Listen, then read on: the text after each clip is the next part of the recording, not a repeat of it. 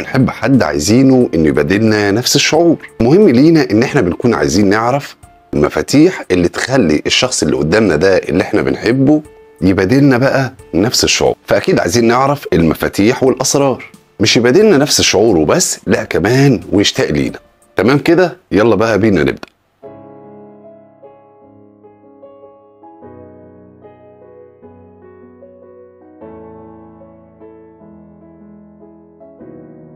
الفيديو ده طبعا ينطبق على الاتنين.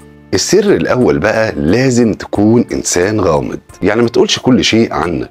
خلي الشخص اللي انت بتحبه ده هو اللي يتخيل ويتصور من دماغه. والهدف بقى من النقطة دي ان يسعى دايما ان يعرف عنك حاجات كتير، او يبقى عنده فضول انه يعرف حاجات كتير عنك، وهو اللي يسعى لده. السر التاني بقى اهتم بمظهرك، والاهتمام بالمظهر ده شيء مهم عموما بغض النظر عن اي شيء.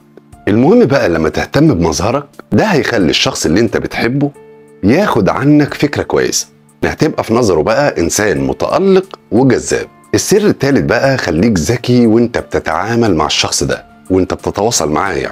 يعني ببساطة خليك تقيل مش خفيف. هزارك مثلا يكون لطيف وخفيف. اختار المواضيع اللي انت بتتكلم فيها كويس جدا، يعني مواضيع مثلا ما تكونش تافهة. السر الرابع المهم كمان، في مناسبة مفيش مناسبة ممكن نقدم للشخص ده هدية بسيطة، عشان ده هيخليه ياخد انطباع عنك ويفكر فيك بشكل كويس إيجابي. السر الخامس والمهم كمان، مهم ان انت تكون قريب من الشخص ده. قريب مش معناها هنا انك تخنقه، انا بقصد هنا تكون قريب منه علشان لما يحتاجك في اي وقت تكون انت اول شخص قدامه.